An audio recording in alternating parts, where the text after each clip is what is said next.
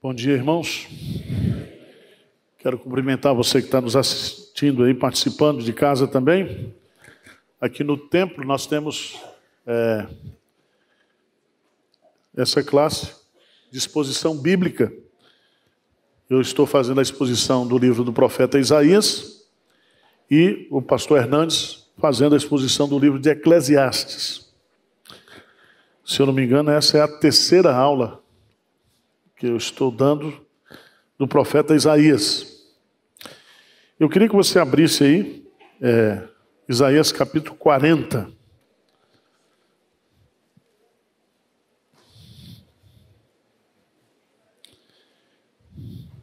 Isaías capítulo 40. Só para você memorizar, é muito bom a gente... A Bíblia tem 66 livros. São 39 livros no Antigo Testamento e 27 livros no Novo Testamento. O livro do profeta Isaías tem 66 capítulos. Do capítulo 1 até o capítulo 39, nós temos a primeira parte do livro, que são mensagens onde o pecado do povo é mostrado e também o juízo de Deus é mostrado. Do capítulo 40 até o 66, são 27 capítulos, nós temos aquilo que os judeus chamam de manual de consolo. Veja no capítulo 40, versículo 1. Veja aí, por favor, o que diz? Consolai, consolai o meu povo, diz o vosso Deus. Falai ao coração de Jerusalém, bradai-lhe que já é fim do tempo da sua milícia, que a sua iniquidade está perdoada e que já recebeu em dobro das mãos do Senhor por todos os seus pecados. Então, depois de 39 capítulos mostrando o pecado e o juízo de Deus, o capítulo 40 começa com essa mensagem. Consolai, consolai o meu povo. Porque o povo já recebeu o que merecia pelo pecado. Recebeu em dobro, né, das mãos do Senhor por todos os seus pecados. Então, do capítulo 40 até o capítulo 66, são mensagens de consolação, de consolo, de encorajamento.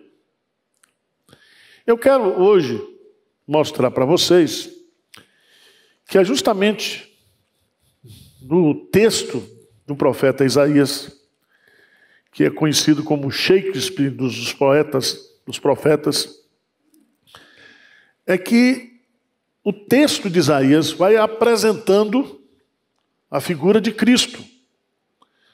Veja lá, por favor, Isaías capítulo 7. Isaías capítulo 7. O versículo 14. O que diz aí? Portanto, o Senhor mesmo vos dará o quê? Um sinal. Eis que a virgem conceberá e dará à luz um filho, e lhe chamará o quê? Emanuel. Vamos para Mateus capítulo 1. Mateus capítulo 1.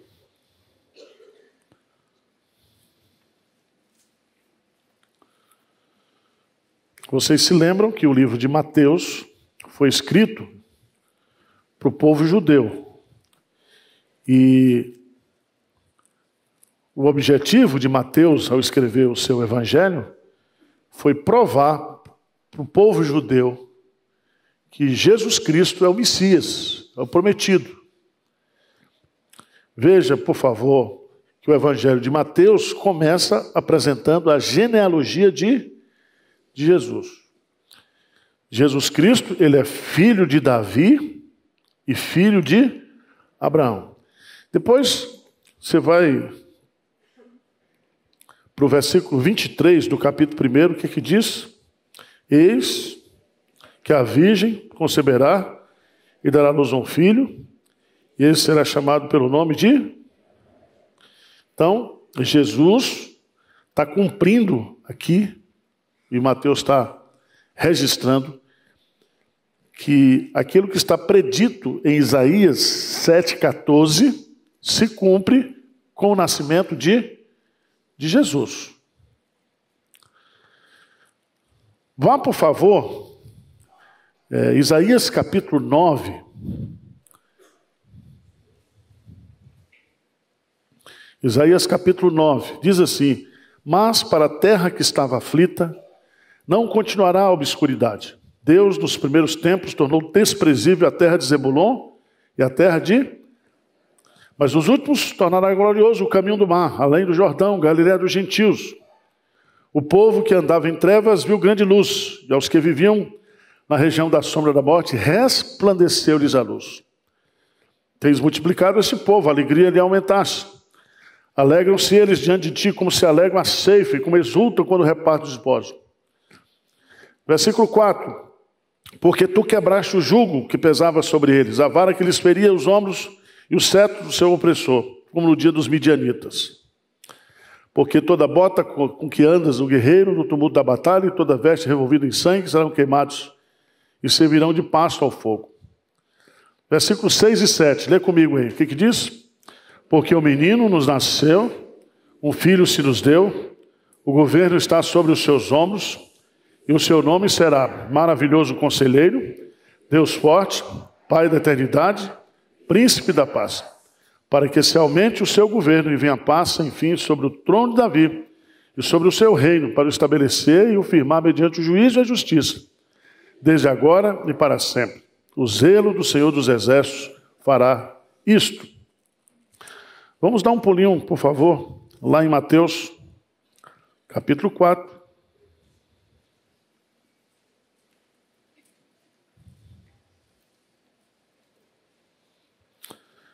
Mateus capítulo 4, versículo 12.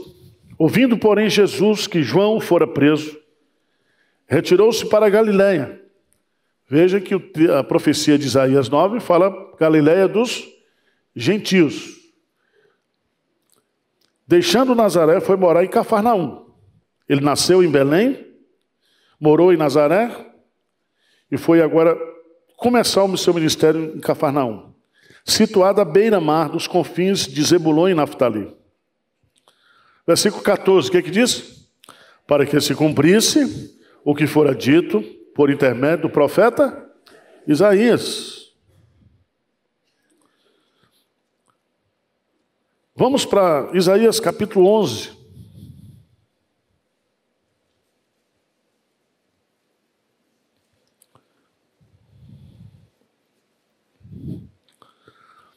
Diz o texto: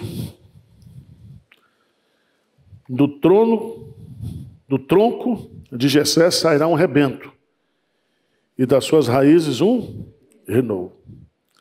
Repousará sobre ele o Espírito do Senhor, o Espírito de sabedoria, de entendimento, o Espírito de conselho e de fortaleza, o Espírito de conhecimento e temor do Senhor. E aí, está falando esse versículo sobre a pessoa de nosso Senhor e Salvador Jesus Cristo.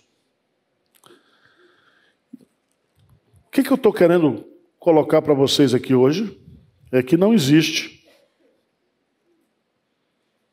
profeta mais citado nos evangelhos do que o profeta Isaías. O tema do livro de Isaías é que Deus é salvação. Eu vou explorar um texto hoje com vocês para o nosso consolo, nosso encorajamento. Isaías capítulo 61.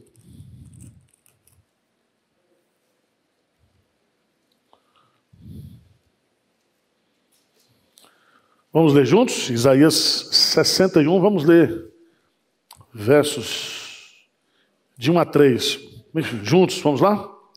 O Espírito do Senhor Deus está sobre mim, porque o Senhor me ungiu para pregar boas novas aos quebrantados, enviou-me a curar os quebrantados de coração, a proclamar libertação aos cativos e a pôr em liberdade os algemados, a pregoar o ano aceitável do Senhor e o dia da vingança do nosso Deus, a consolar todos os que choram e a pôr sobre os que em Sião estão de luto uma coroa em vez de cinzas, óleo de alegria em vez de pranto, veste de louvor em vez de espírito angustiado, a fim de que se chamem carvalhos de justiça, plantados pelo Senhor para a sua glória. Amém. Vamos dar um pulinho, por favor. Lucas, capítulo 4.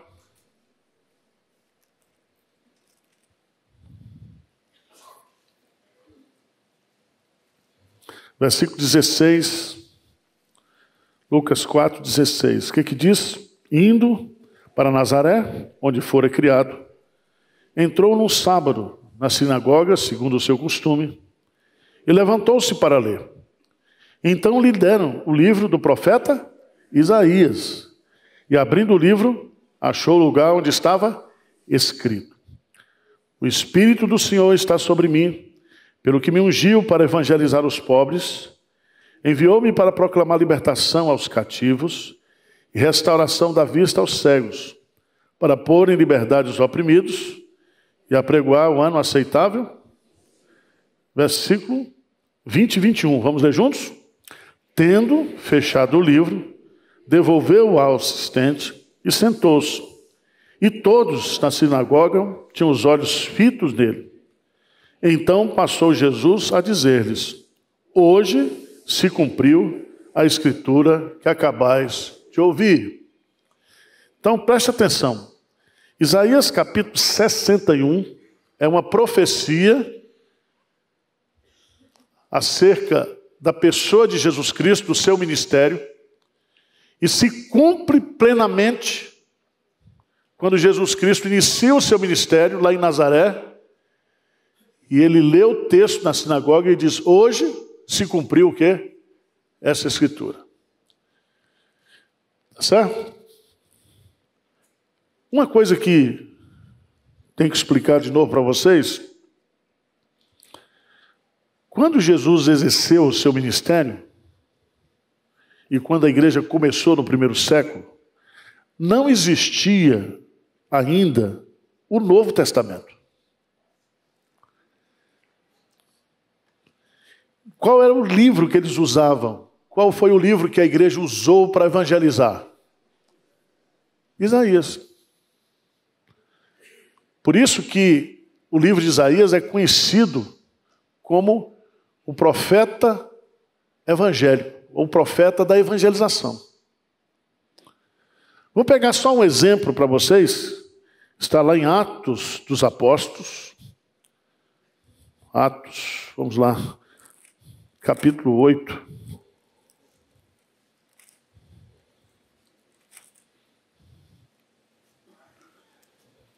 Atos dos Apóstolos, capítulo 8.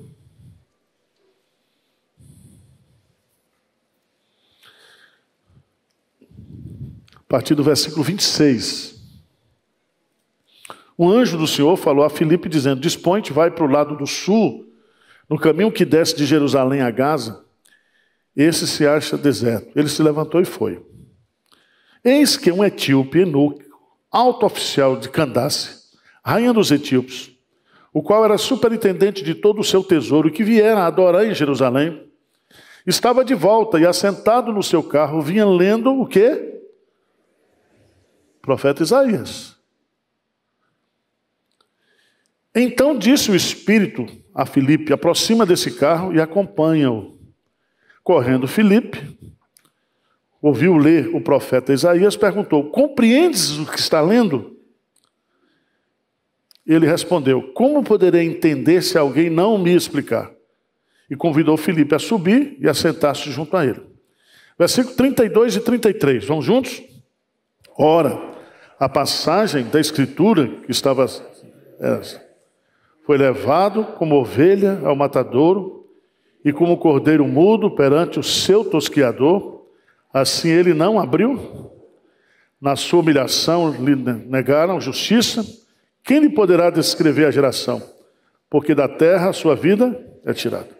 Então o eunuco disse a Filipe: peço-te que me expliques a quem se refere um profeta. O que ele responde? Fala de si mesmo ou de algum outro? Então Filipe, preste atenção, versículo 35. Então Filipe explicou. E começando por essa passagem da Escritura, anunciou-lhes de quem? A Jesus. Qual foi a passagem? Isaías, capítulo 53. Vocês estão entendendo? Então, o texto que a igreja primitiva usou para falar de Jesus,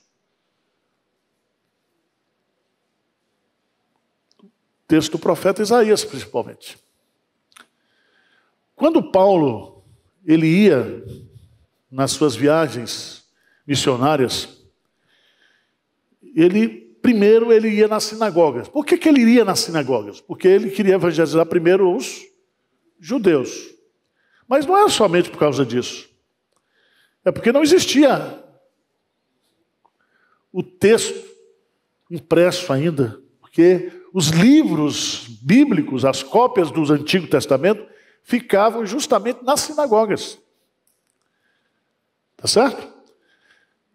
Então Paulo ia lá, lia o texto de Isaías e explicava para os judeus que Isaías estava se referindo à pessoa de Jesus. Vocês estão entendendo ou não? Estou explicando só para depois explicar o texto.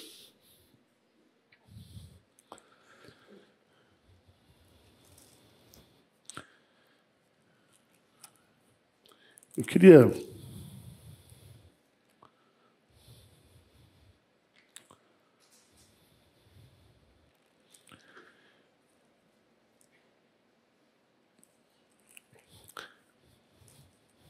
que vocês dessem uma olhadinha também, voltando aí para Isaías capítulo 61. Esse texto de Isaías 61 se aplica especificamente a Jesus Cristo. Ele diz: hoje se cumpriu o quê? A Escritura.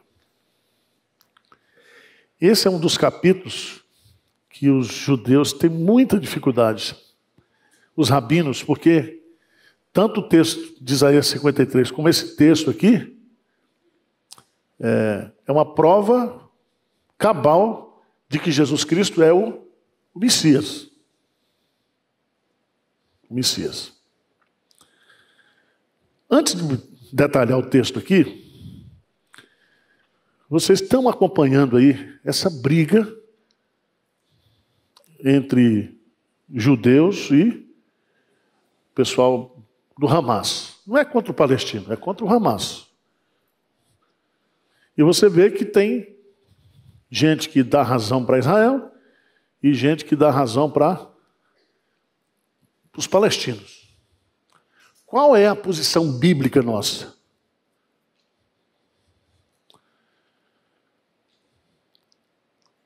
A gente precisa tomar cuidado. Paulo vai tratar desse assunto lá em Romanos. Por favor, abra sua Bíblia em Romanos, capítulo 9.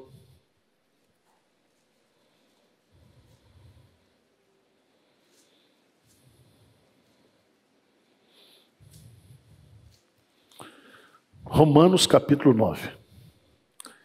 Digo a verdade em Cristo, não minto. Lembra que Paulo era o quê? Judeu, tá? Paulo era judeu. Só que ele agora é o apóstolo aos gentios. Digo a verdade em Cristo, não minto, testemunhando comigo no Espírito Santo, a minha própria consciência. O que ele diz?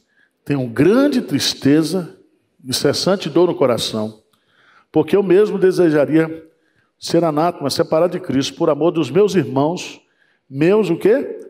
Compatriotas segundo a carne. Aí veja a descrição que ele faz. São israelitas, pertence-lhes a adoção e também a glória, as alianças, a legislação, o culto e as promessas. Deles são os patriarcas, e também deles descende o Cristo, segundo a carne, o qual é sobre todos. Deus bendito, o quê? Para todos sempre. Veja que Paulo, ele tem uma dor no coração, por causa da incredulidade dos judeus, mas ele reconhece aqui que, teologicamente, o cristianismo vem do judaísmo. Veja no capítulo 10, veja o que Paulo fala no capítulo 10, versículo: irmãos, a boa vontade do meu coração e a minha súplica a Deus a favor deles são para que sejam o quê? Salvos. Porque eles têm tudo isso, mas não compreenderam ainda que Jesus Cristo é o Messias. Veja no versículo 2 que ele diz: porque lhes dou testemunho de que eles têm zelo por Deus, porém não com entendimento. Então, irmãos, qual é a nossa posição? Existe uma teologia que reúne a igreja com o judaísmo? A resposta é sim. Porque é dos judeus que vem a quem? Cristo. A gente não deve se alegrar com o judeu matando palestino, matando... Não é isso. Agora, a nossa posição também é de respeitar e orar pela paz de Israel, entendendo que há uma relação entre o cristianismo e o judaísmo. Porque Paulo, não vai dar para a gente explicar tudo aqui, ele diz: olha, nós, é como se Deus nos enxertasse. O povo de Deus é um só, a igreja é uma só. E Paulo fala, e ele mesmo batizou muitos judeus piedosos, judeus que se converteram, que reconheceram. E qual era o texto que ele usava? Isaías. Tá certo? Então vamos entender aqui, Isaías 61. O Espírito do Senhor Deus está sobre mim. O que significa isso? Unção. Quem eram as pessoas que eram ungidas no Antigo Testamento? Hein? Os profetas?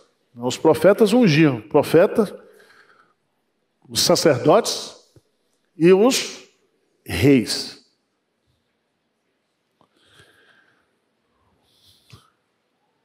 De onde vem a palavra Cristo? O que significa a palavra Cristo? Hein? Ungido. Então, quando o profeta está falando como se ele fosse o próprio Cristo, ele diz assim: o Espírito do Senhor Deus está o quê?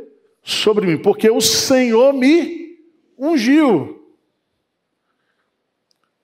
Ele é o Cristo, ele é o ungido, ele é o Messias. E ele vai aí usar algumas figuras. Primeiro, diz que ele me ungiu para pregar. Então a unção que Jesus recebeu como ungido foi para pregar as boas novas da salvação.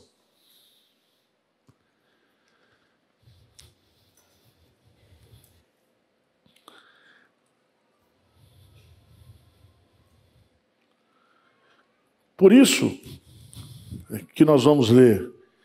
Pega, por exemplo, o Evangelho de Marcos, capítulo 1. Marcos, capítulo 1.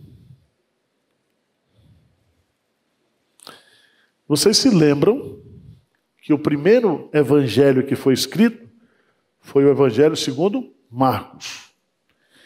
E que tanto Lucas quanto Mateus usou o texto de Marcos como referência. Por isso que esses 3 evangelhos são chamados de evangelhos sinópticos. Por quê? Sinóptico significa uma só visão. Então, grande parte do conteúdo de Marcos, que é o evangelho mais curto, são 16 capítulos,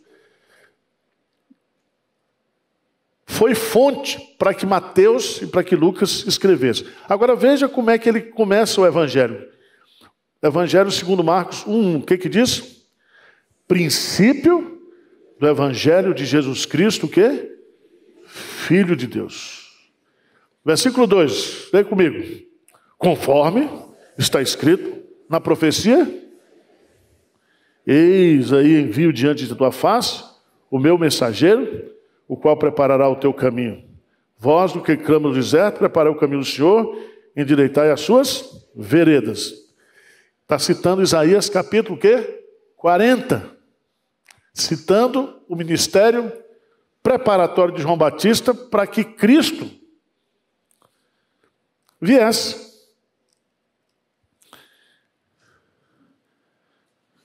Veja, por favor, em Marcos capítulo 1, versículo 15, diz assim, 14 e 15. Vamos ler juntos? Marcos 1, 14 e 15. O que diz? Depois de João ter sido preso, foi Jesus para a Galiléia, pregando o evangelho de Deus, dizendo, o tempo está cumprido, o reino de Deus está próximo, arrependei-vos e crede no... Então Jesus está o quê? Pregando. O Espírito do Senhor, o Senhor me ungiu para pregar o quê? Boas novas. Então Jesus, ele é o Evangelho, porque quando você prega o Evangelho, você prega Cristo.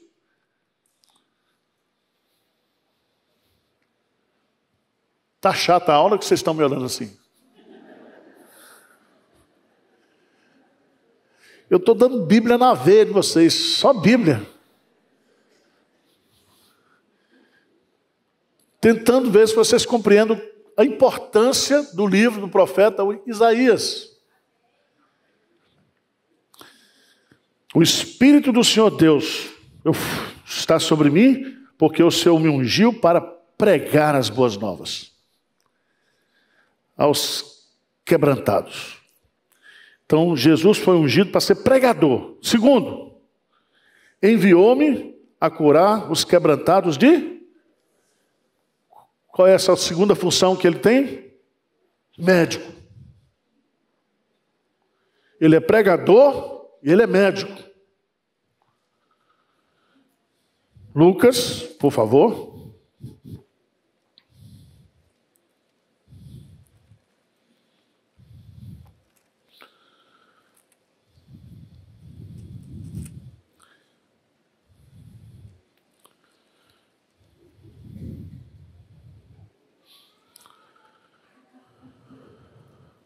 Lucas, capítulo 5, versículo 29.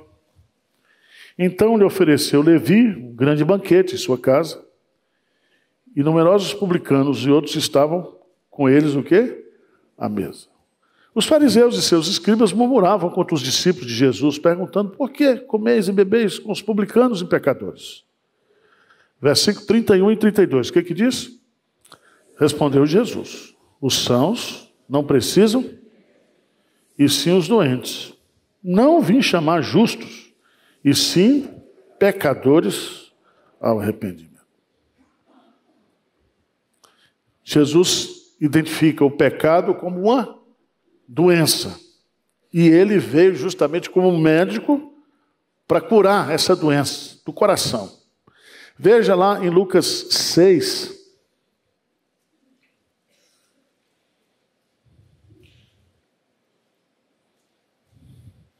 versículo 17, descendo com eles, parou numa planura, onde se encontravam muitos discípulos seus, e grande multidão do povo de toda a Judéia, Jerusalém, do litoral de Tiro e de Sidom, que vieram para ouvirem e serem o quê?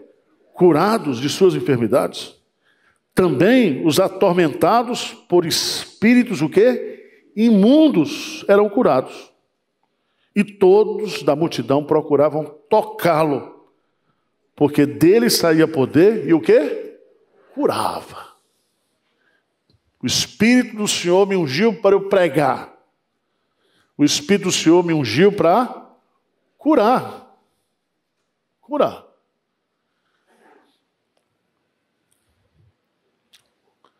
Por que eu estou repetindo isso com vocês?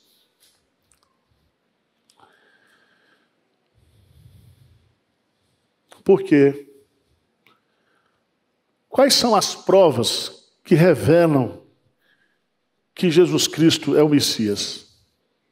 Justamente porque ele pregava, ele curava, ele libertava. Assim como os apóstolos, eles tinham as credenciais de apóstolo, Jesus também, ele tem as credenciais para ser o quê? O Messias. Então, o Espírito do Senhor, Deus está sobre mim. Me ungiu para pregar, enviou-me a curar os quebrantados de coração. Terceiro ministério de Cristo, qual é? Proclamar libertação aos cativos e a pôr em liberdade os algemados. Então, ele é pregador, ele é médico e ele é libertador. Conhecereis a verdade vos... Se, pois, o Filho vos libertar, verdadeiramente sereis o quê? Livres. Então, Jesus, por isso, Mateus e Lucas e Marcos, quando eles vão registrar os milagres, por exemplo, vou só dar um exemplo para vocês aqui. Mateus capítulo 8. Vamos lá para Mateus.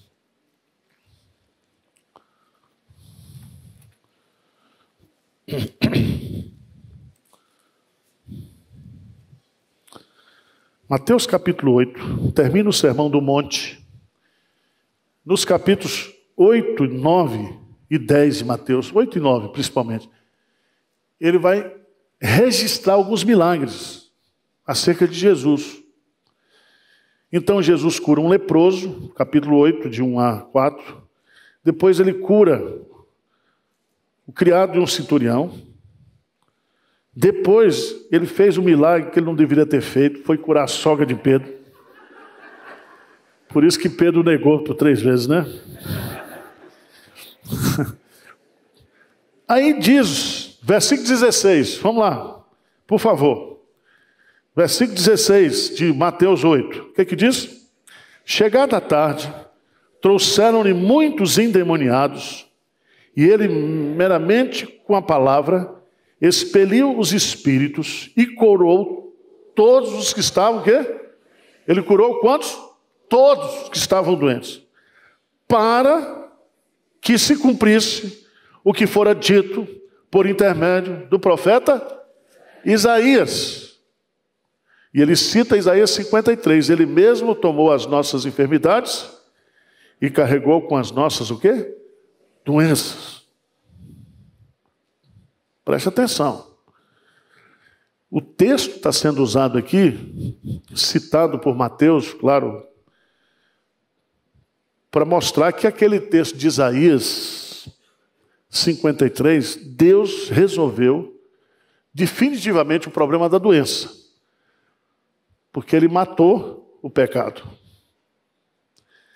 Presta atenção, alguns pastores, quando vão fazer exegese desse texto, usa esse texto aqui para dizer que crente não pode ficar doente.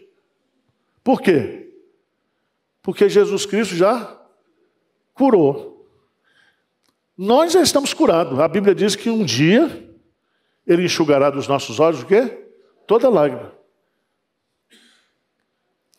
A base está dizendo aqui, Ele levou sobre si as nossas dores, as nossas enfermidades, os nossos pecados. Ele resolveu definitivamente na cruz, na sua ressurreição, o problema da dor, do sofrimento. Só que nós só vamos herdar isso lá na frente. Tá certo? Você vai adoecer, vai morrer. Eu espero que não seja logo. Mas é assim. Esse é o caminho de todo ser vivente. Mas esse texto, Mateus está mostrando. Por que Mateus está usando o texto aqui? Porque Mateus está querendo que o judeu entenda que Jesus é o Messias.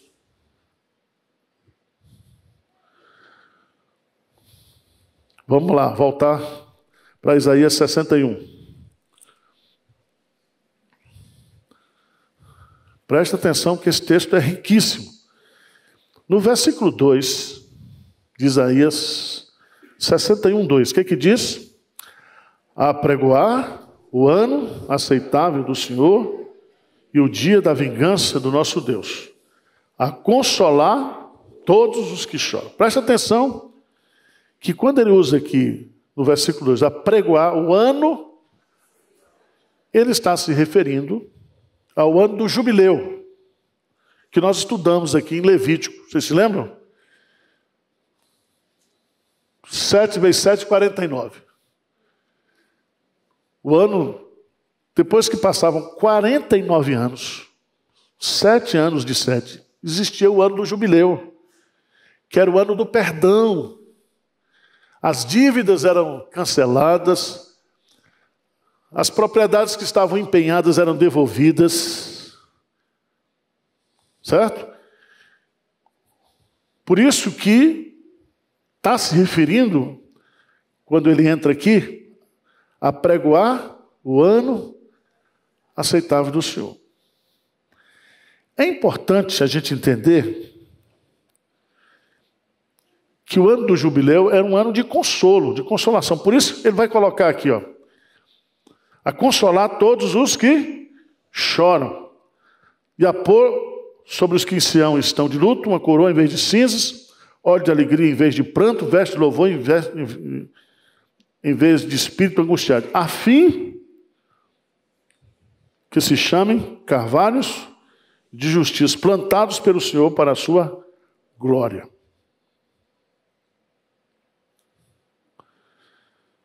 Ele fala do ano aceitável e ele fala do dia da vingança.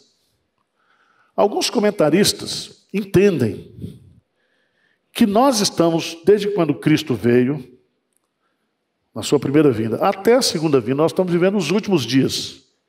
E esse período que nós estamos vivendo, o Evangelho está sendo pregado e as pessoas elas podem aceitar o Evangelho, crer no Evangelho e serem o quê? Salvos.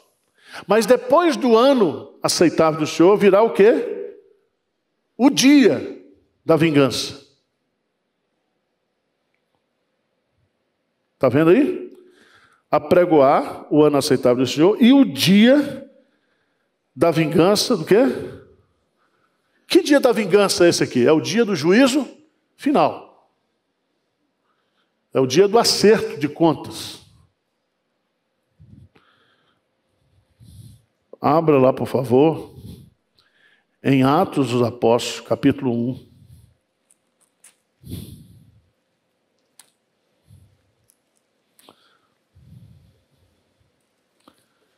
O que diz aí? Eu tenho que dizer o versículo, né?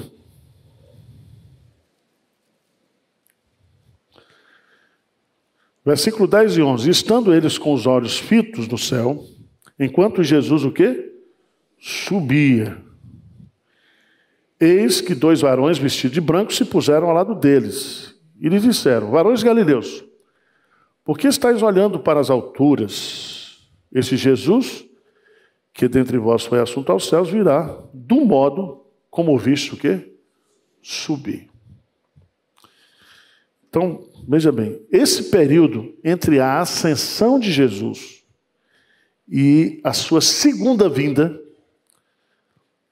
esse período é chamado últimos dias. E na linguagem de Isaías, esse é o período que ele poderia chamar de ano aceitável do Senhor. Eu já falei aqui, preguei um sermão aqui sobre o significado da ascensão de Cristo. Por que Jesus Cristo foi assunto aos céus? Voltou para o céu para voltar uma segunda vez. Primeira razão que ele coloca, o próprio Jesus diz, porque ele veio, mas ele precisava voltar para junto do Pai. Então a Trindade se reúne novamente lá no céu, as três pessoas lá.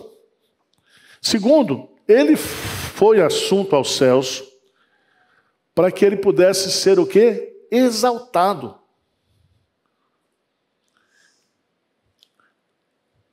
Porque foi por causa da sua morte, da sua ressurreição, da obra que ele fez, que Deus o exaltou sobremaneira e lhe deu um nome que está acima de todo nome. Veja Atos 2, por favor. Atos 2, versículo 32 e 33. O que diz? A este Jesus, Deus o quê? Ressuscitou, do que todos nós somos o quê? Versículo 33, bem forte. O que diz? Exaltado, pois, à destra de Deus, tendo recebido do Pai a promessa do Espírito Santo, derramou isso que vedes e... Então qual foi o primeiro ato do Cristo exaltado? Sentou no trono. Primeira coisa que ele fez? Derramou o Espírito Santo, gente, pelo amor de Deus.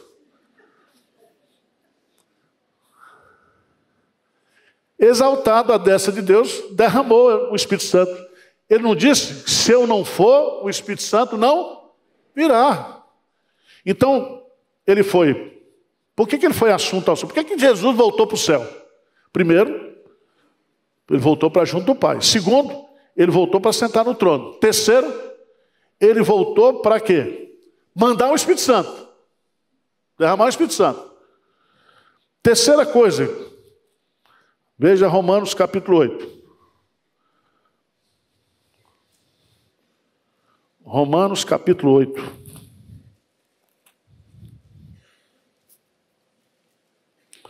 Versículo 34. Romanos 8, 34. O que diz aí?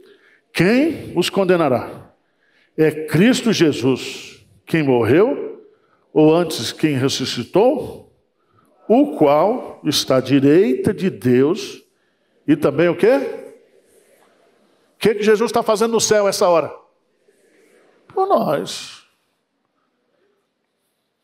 Ele é o nosso advogado lá.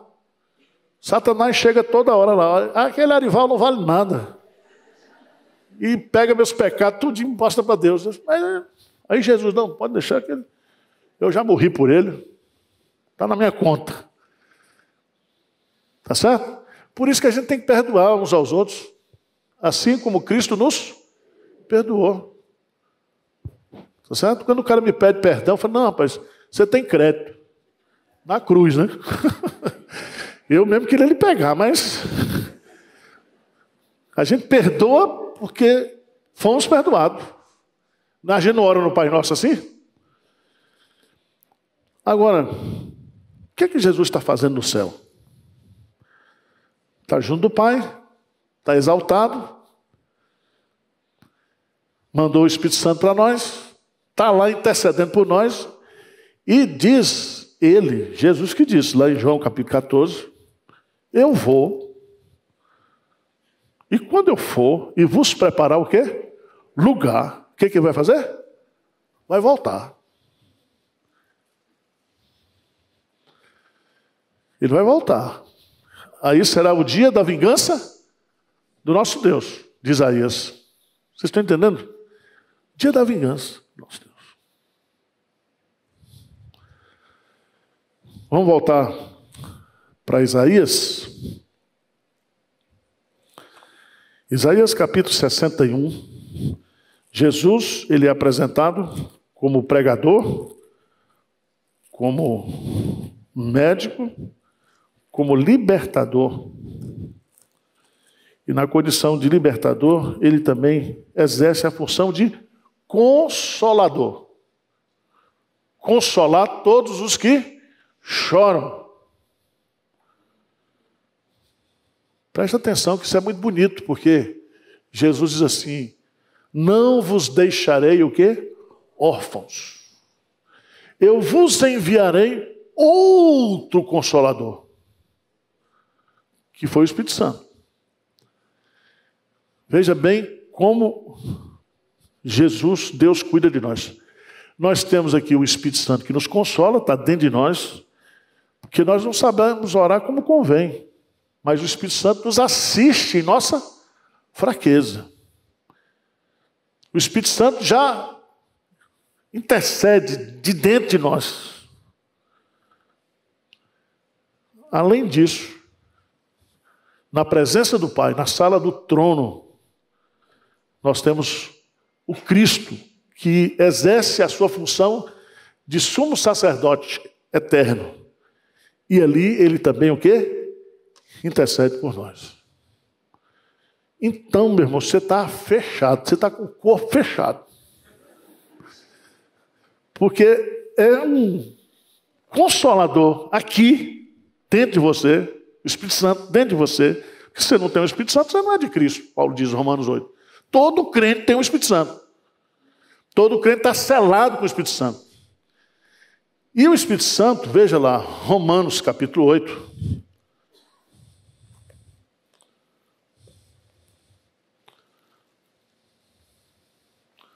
Romanos capítulo 8.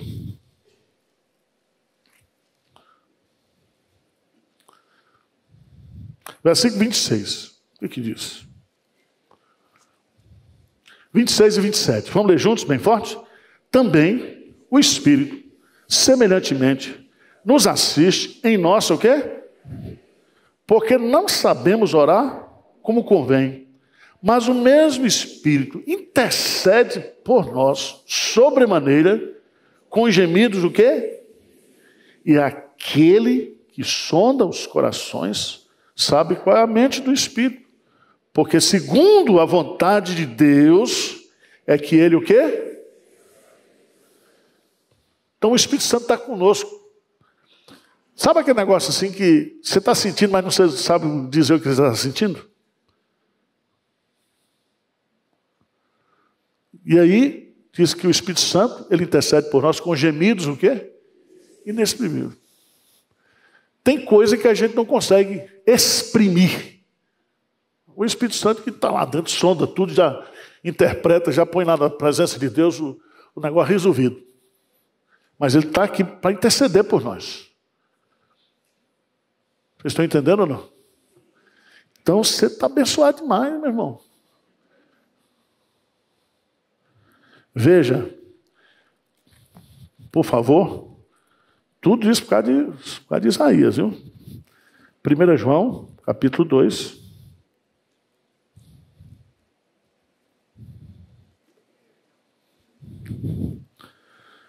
João capítulo 2, diz assim: filhinhos meus, essas coisas vos escrevo para que não pequeis. Se todavia alguém pecar, temos o quê?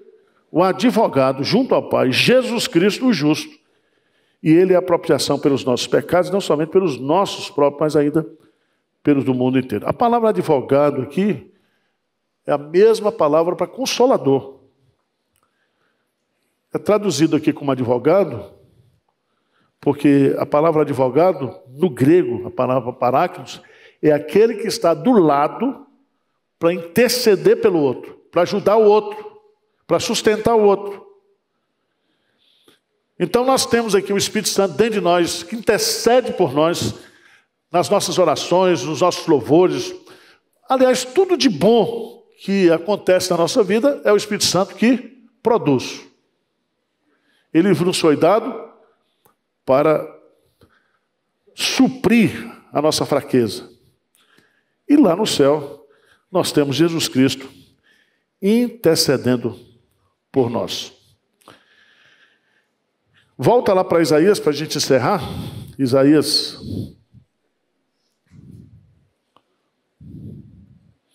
61.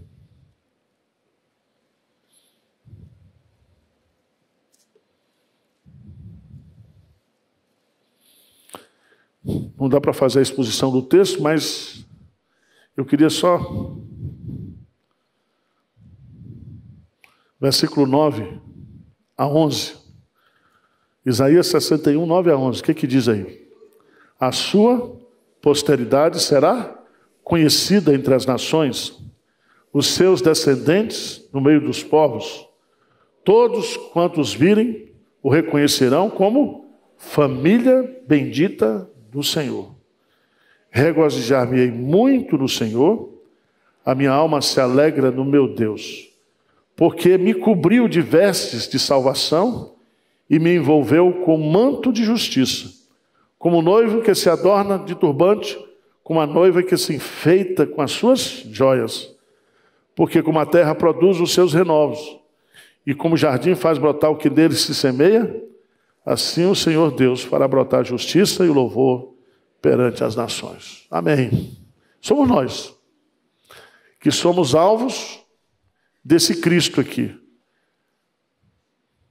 ungido para pregar, ungido para curar, ungido para libertar, ungido para consolar.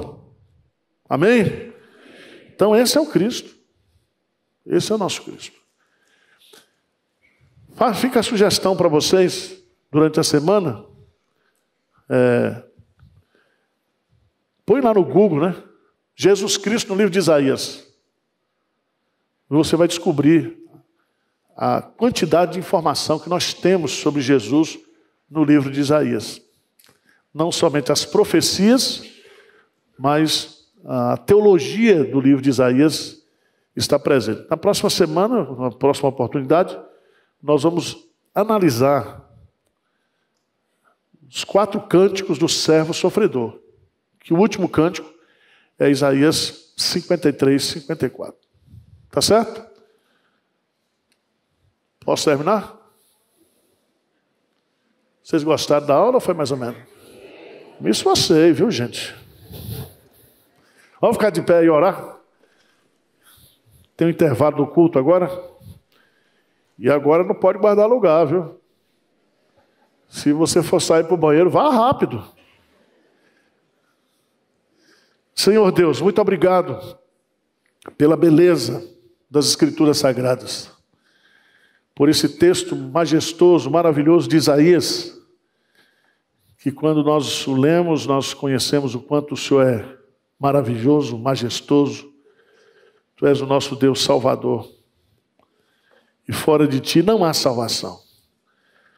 Que nesta manhã, o Cristo ungido venha nos curar, nos consolar, nos libertar.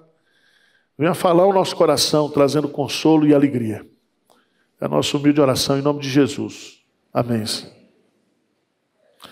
encerrada a aula.